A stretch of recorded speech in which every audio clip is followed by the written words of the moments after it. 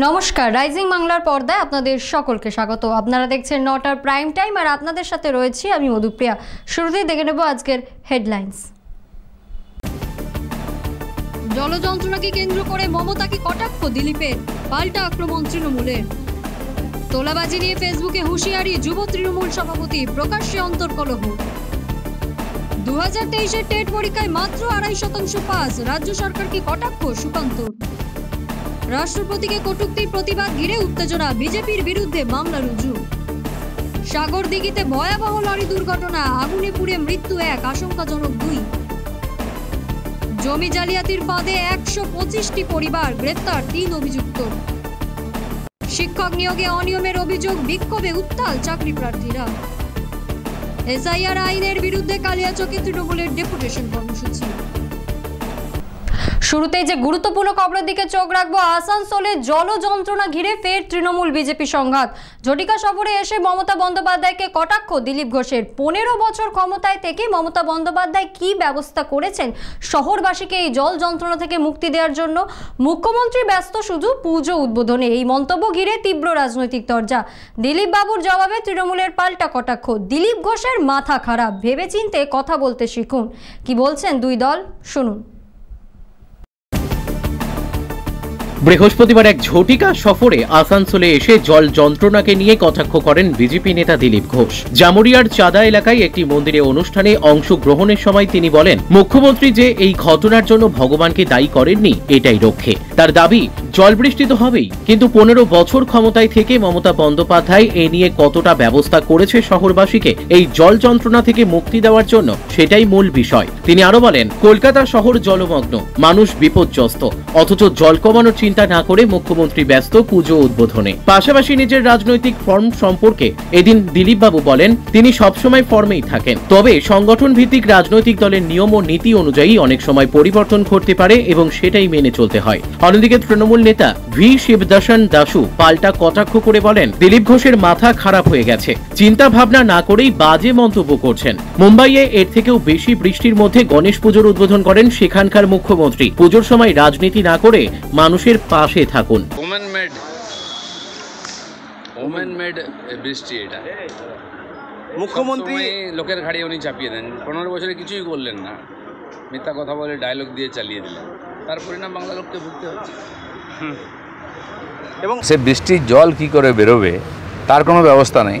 উনি দোষ দিচ্ছেন বিভিন্ন রাজ্যকে, আর অন্য জায়গার জল কি ঢুকেছে? বৃষ্টির জল তো দেশের বিভিন্ন জায়গায় বৃষ্টি হয়েছে, পাঞ্জাবে বন্যা হয়েছে, মহারাষ্ট্রে হয়েছে, কিন্তু সরকার লোককে দোষ দেয় না, সবাইকে নিয়ে তারা যাতে মানুষের কষ্ট কম হয় প্রশাসনকে লাগায়। এখানে প্রশাসনের লোককে পাওয়া যাচ্ছে না। 12টা লোক মারা গেল বন্যার পরে এই বৃষ্টিতে, তার জন্য দুঃখ নেই।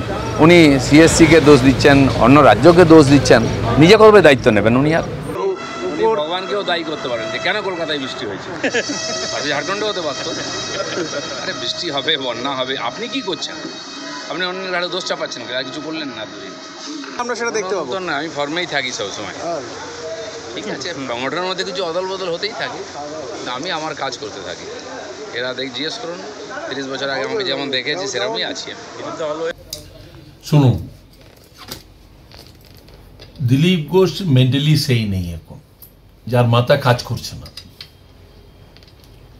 মাথা কাজ করছে না বলে এরকম আজে বাজে কথা বলছেন। সবাই জানে 2 তারিখ দশমী আছে, প্রত্যেক জায়গায় দুর্গা পূজা পান্ডাল কমপ্লিট হচ্ছে, নেই তো ইনকমপ্লিট আছেন, যাকে যত জলদি কমপ্লিট করার দরকার আছেন। আর পূজাতে মানুষকে ঘুরার আছেন, পূজাতে ঘুরিয়ে দেখার আছেন, পূজা ওপেনিং করার আছে। যে মুখ্যমন্ত্রীকে যাহা নিমন্ত্রণ করেছেন, তো ওই জায়গা মুখ্যমন্ত্রী যাচ্ছে। রাস্তাঘাটে জল পড়েছেন, ক্যালকাটাতে জল পড়েছেন, ঘটনা পর্যন্ত জল হয়েছেন, তো আপনাকে 2 ঘন্টা পরে তো জল খালি হয়ে যাচ্ছে, শুকিয়ে যাচ্ছে। উনি যেটা বলছেন যে তো আপনি ওই সময় যে জল আসেছেন, তো আপনাকে ওই সময় যে সিন কি 24 ঘন্টা থাকবে নাকি? ই খালি ক্যালকাটাতে হচ্ছেন, যাহা বিজেপি শাসিত যে জায়গা আছেন। মহারাষ্ট্রতে জল আসার পরে কি রকম হয় আপনি ভালো করে জানেন। মহারাষ্ট্রের অবস্থা চলতে পারে না। বোম্বাইতে কি যার পার্টি লোক वहां मुख्यमंत्री नहीं, वो गणेश पूजा ओपनिंग है गए नहीं। কি জল সব সাফ করার পরে গিয়েছে নাকি? এই রাজনৈতিক ভাবে কথা বলছেন। দিলীপ বাবুকে বলুন দুর্গা পূজার সময় এই রাজনৈতিক মাইন্ডকে সরিয়ে এটা মানুষের মাইন্ড থেকে চলতে বলুন। বছর ঘুরলেই বিধানসভা নির্বাচন, আর তার আগেই প্রকাশ্যে এলো তৃণমূলের অন্তর্কলহ। বিষ্ণুপুর শহর যুব তৃণমূলের নতুন সভাপতির সোশ্যাল মিডিয়ায় বিস্ফোরক পোস্ট ঘিরে তোলপাড় রাজনৈতিক মহল। তোলাবাজি নিয়ে শেষ সতর্কবার্তা। ফেসবুকে এমনই বার্তা দিয়ে কার্যত দলের একাংশকে আক্রমণ করেছেন ঐশ্বর্য চক্রবর্তী। কাকে উদ্দেশ্য করে এই হুঁশিয়ারি তা স্পষ্ট না হলেও পোস্ট ঘিরে তীব্র কটাক্ষ করেছে বিজেপি। বলছে এটি সতর্কবার্তা নয়, বরং তৃণমূলের তোলাবাজির স্বীকারোক্তি। বছর ঘুরলেই বিধানসভা নির্বাচন, তার আগে জেলার সাংগঠনিক রদবদলের পরেই সামনে এলো তৃণমূলের অন্তর্কলহ।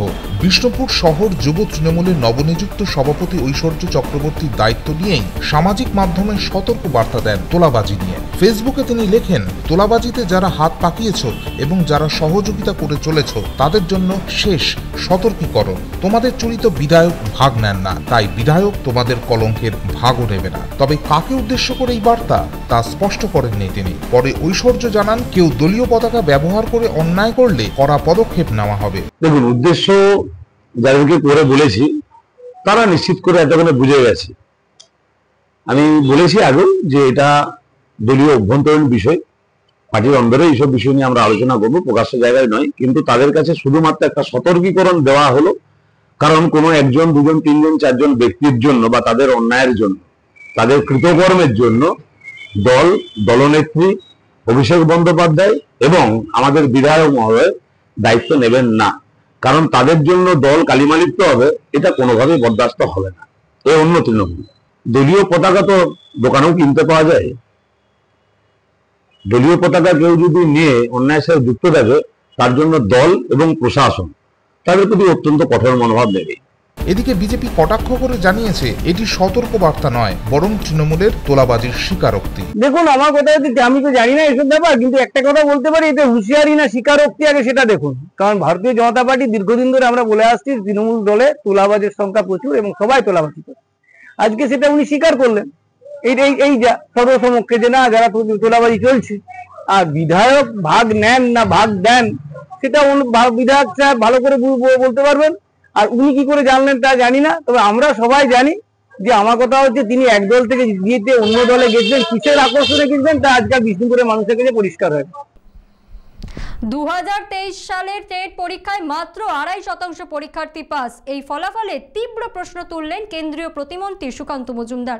তিনি কটাক্ষ করে বলেন, আগে পাসের হার বেশি ছিল, তাহলে এবার এত কম কেন? তাহলে কি ফলাফলে জল মেশানো হতো, নাকি এখন চেপে দেওয়া হচ্ছে?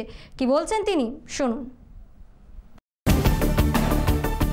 2023 সালের টেট পরীক্ষায় মাত্র 2.5% পরীক্ষার্থী পাস হওয়ায় কেন্দ্রীয় প্রতিমন্ত্রী সুকান্ত মজুমদার রাজ্য সরকারের বিরুদ্ধে তীব্র কটাক্ষ করেছেন। তিনি প্রশ্ন তোলেন, আগে পাসের হার বেশি ছিল, এবার এত কম কেন? তিনি আরো বলেন, আগে কি ফলাফলে জল মেশানো হতো, নাকি এখন চেপে দেওয়া হচ্ছে? নাকি বেকার যুবকদের চাকরি দিতে চায় না সরকার? 2022 সালে 57,000 পরীক্ষার্থী পাস করেছিলেন, যেখানে 2023 সালে মাত্র 6,600-র বেশি পাস হয়েছে। মজুমদারের দাবি, এই মানসিকতার কারণেই পাসের সংখ্যা এত কম হয়েছে। টেটের এই যে 2.something পাস করা, এটা কিন্তু অনেক প্রশ্নের জন্ম দিয়েছে। এর আগে এত বেশি পার্সেন্টেজ পাস করতো, হঠাৎ করে 2.something কেন হয়ে গেল? তাহলে কি আগেরগুলো জল মেশানো ছিল, নাকি এবারকারটা চেপে দেয়া হয়েছে? এই প্রশ্নগুলোর উত্তর কিন্তু বাংলার মানুষ খুঁজছে, বেকার যুবক সমাজ খুঁজছে। নাকি বেকার যুবকদেরকে চাকরি দেব না, এই মানসিকতা থেকে এটা করা হবে। রাষ্ট্রপতিকে কটূক্তির প্রতিবাদ ঘিরে উত্তেজনা। বিজেপি যুব মোর্চার বিরুদ্ধে মামলা রুজু। 2022 সালের সেই ঘটনার বিক্ষোভ চলাকালীন পুলিশি হস্তক্ষেপে 8 জনের বিরুদ্ধে বীজপুর থানায় সুমোটো মামলা রুজু করে পুলিশ। বিজেপির অভিযোগ, তৃণমূলের প্রভাবেই রাজনৈতিক উদ্দেশ্যে ফাঁসানোর চেষ্টা করা হচ্ছে। তবে তৃণমূলের কাঁচরাপাড়ার সভাপতি অশোক তালুকদারের দাবি, এটি আইনগত বিষয়, রাজনীতির সাথে কোনো সম্পর্ক নেই। রাষ্ট্রপতি দ্রৌপদী মুর্মুকে উদ্দেশ্য করে রাজ্যের মন্ত্রী অখিল গিরির কটু মন্তব্য করে 2022 সালের 15ই নভেম্বর। আমরা রূপের বিচার করি না, তোমার রাষ্ট্রপতির চেয়ারকে আমরা সম্মান করি, তোমার রাষ্ট্রপতি কেমন দেখতে বাবা। সে ঘটনাকে কেন্দ্র করে কাঁচরাপাড়া কলেজ মোড়ে বিক্ষোভ কর্মসূচি আয়োজন করে ব্যারাকপুর সাংগঠনিক জেলা বিজেপি যুব মোর্চা। অভিযোগ, ওই বিক্ষোভ চলাকালীন পুলিশ উপস্থিত হলে তাদের মারধর করা হয়। ঘটনার জেরে বীজপুর থানার পুলিশ সুমোটো মামলা রুজু করে বিজেপি যুব মোর্চার জেলা সভাপতি বিমলেশ তিওয়ারি সহ 8 জনের বিরুদ্ধে। অভিযুক্তদের নোটিশ পাঠানো হয়, তবে তারা ব্যারাকপুর আদালত থেকে জামিন পেয়ে যান। বিজেপির অভিযোগ, তৃণমূলের মদতে পুলিশ রাজনৈতিক উদ্দেশ্যে মিথ্যে মামলায় ফাঁসানোর চেষ্টা করছে। হ্যাঁ, এটা তো আমি আগে বলেছি, পুলিশ তো পুলিশের কাজ করছে না, পুলিশ এখন তৃণমূল কংগ্রেসের কাজ করছে। যিনি থানার আইসি তিনি হচ্ছেন তৃণমূলের টাউন প্রেসিডেন্ট, যিনি এসিপি তিনি হচ্ছেন, তিনি সাব ডিভিশনটা দেখেন, আর যিনি হচ্ছেন সিপি তিনি হচ্ছেন জেলা সভাপতি। অর্থাৎ এই পুরো পার্টিটা পুলিশ প্রশাসনকে দিয়েই চালানো হয়। পুলিশ যা করবে, যতটা করবে মমতা ব্যানার্জির পার্টির কাজ ততটাই হবে। পুলিশের কাছে দ্বারস্থ হয়েছিলাম এবং পুলিশের এসিপি তখন সেখানে দাঁড়িয়ে, হালি শহরে আইসি সেখানে দাঁড়িয়ে তাদের সামনে আমাদের ওপরে আক্রমণ করলো। বহু বিজেপির কর্মীরা আহত হলেন। বিকেলবেলা হঠাৎ তারপরের দিন জানতে পারলাম যে আমাদের ওপরে attempt to murder, arms act, যতগুলো ভুয়ো মামলা আমাদের ওপরে চাপিয়ে দিয়েছে। পুলিশ প্রশাসন হয়তো মনে করছে যে আমি বিজেপি বা আমরা যারা বিজেপি করছি তাদের কোনো তৃণমূল কংগ্রেসের কর্মীদের মতো আমাদের কোনো উদ্দেশ্য আছে। যদিও তৃণমূলের কাঁচরাপাড়া শহর সভাপতি অশোক তালুকদার অভিযোগ অস্বীকার করে জানান, এটি আইনত বিষয়, এর সঙ্গে রাজনীতির কোনো যোগ নেই। বিমলেশ তিওয়ারিকে আমি সেভাবে খুব একটা ভালো চিনিও না, আর সে সময় তিনি দমদম ব্যারাকপুরের যুব মোর্চা সভাপতিও সম্ভবত ছিলেন না।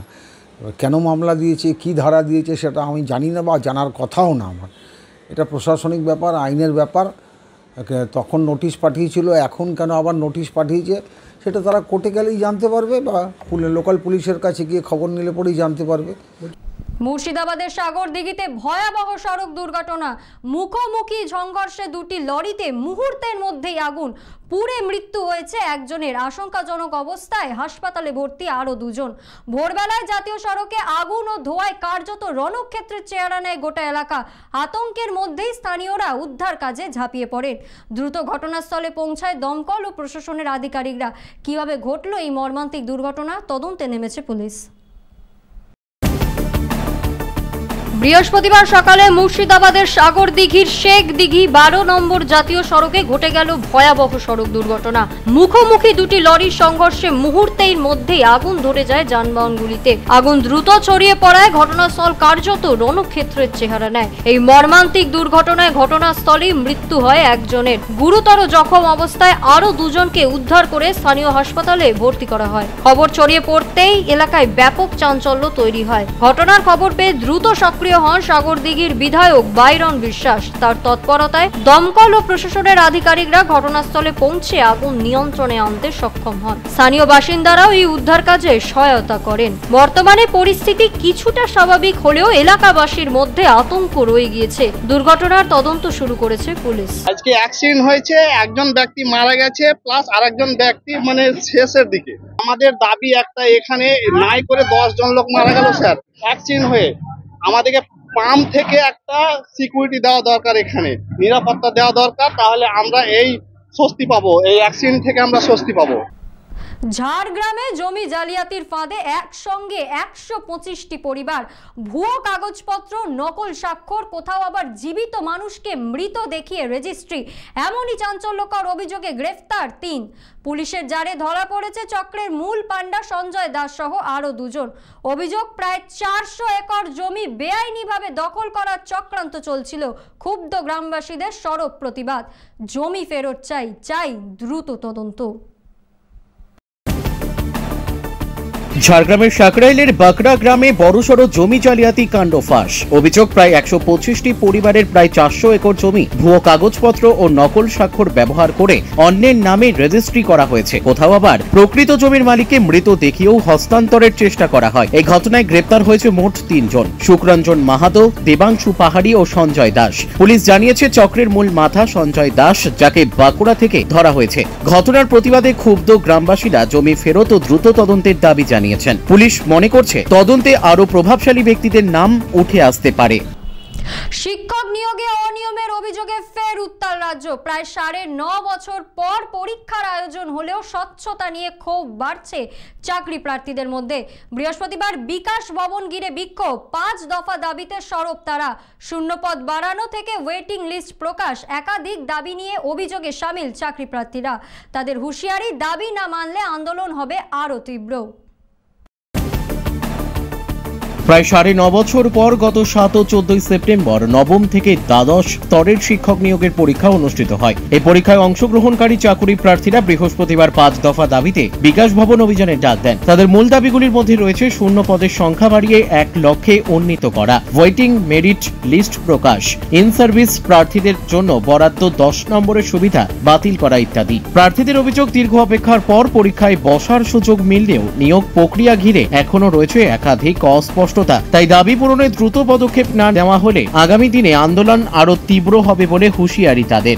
আমরা আজকে 7 মাস ধরে বেতনহীন অবস্থায় যোগ্য শিক্ষাকর্মীরা রয়েছি, আর মুখ্যমন্ত্রী বলছে উৎসবে বিরুন, আপনি ফিতা কাটুন, আপনার ভাইপোর উন্নতি করুন।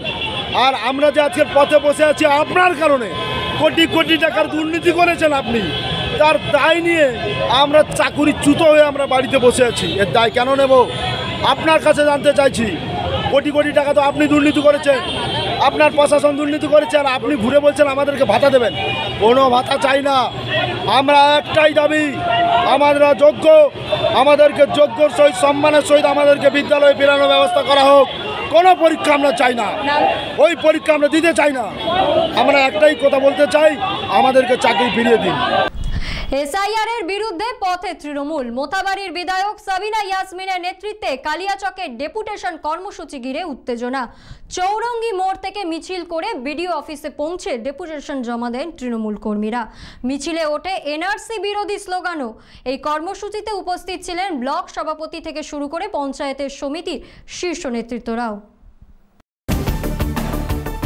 মোথাবাড়ির বিধায়ক সাবিনা ইয়াসমিনের নেতৃত্বে বিশেষ নিবিড় সংশোধনী আইন এসআইআর এর বিরুদ্ধে কালিয়াচক 2 নম্বর ব্লক তৃণমূল কংগ্রেসের পক্ষ থেকে ডেপুটেশন কর্মসূচি হয়। বৃহস্পতিবার মোথাবাড়ি চৌরঙ্গি মোড় থেকে মিছিল করে বিডিও অফিসে পৌঁছে ইআরও কে ডেপুটেশন জমা দেন তৃণমূল কর্মীরা। এদিন উপস্থিত ছিলেন ব্লক সভাপতি হাসিমউদ্দিন আহমেদ, ব্লক যুব সভাপতি তহিদুর রহমান, পঞ্চায়েত সমিতির সভাপতি অঞ্জলি মণ্ডল সহ দলের অন্যান্য নেতৃত্বরাও। কর্মসূচিতে এনআরসি বিরোধী স্লোগানও তোলা হয়।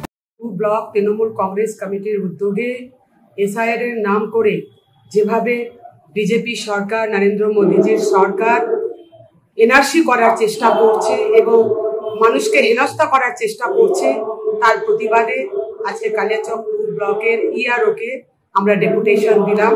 বিশেষ করে আমাদের ব্লকে বা আমার বিধানসভার মূল মুদ্দা হচ্ছে যে আমাদের একটা অঞ্চল আছে হামিদপুর চর, সেই হামিদপুর চরে আমি সভাপতি থাকাকালীন 2008 সালে তাদেরকে ভোটাধিকার করে দিয়েছিলাম। তারা কোথা থেকে 2002 সালে ভোটার লিস্টের তালিকা বের করবে? এবং বাঙিটোলায় কেবি ঝাউকোনা বলে একটা অঞ্চল ছিল, যেটা ভাঙনে পুরো চলে গেছে। সেখানকার মানুষ বাঙিটোলায় এসে ওই সময় 2002 সালে পুরো অঞ্চল চলে যায় এবং তারা বিভিন্ন জায়গায় ছড়িয়ে ছিটিয়ে বসবাস করছে। তার আমি একটা অঞ্চলে গেছিলাম, একটা গ্রামে কালকে, প্রায় 450 থেকে 500 অনলাইনে যে দেখাচ্ছে আপলোড, সেখানে প্রথম পাতা রয়েছে আর লাস্ট পাতা রয়েছে, মিডিলে কোনো নাম নেই। প্রায় 450 থেকে 500 লোকের নাম সেখানে 2002 সালের ভোটার লিস্টের তালিকা নেই। তাই আমরা জানতে চাই কি এমন উদ্দেশ্য আছে কেন্দ্রীয় সরকারের এবং নির্বাচন কমিশনের যে এত তাড়াহুড়া করে আজকে এসআইআর করছে, কোনো আলোচনা না করে।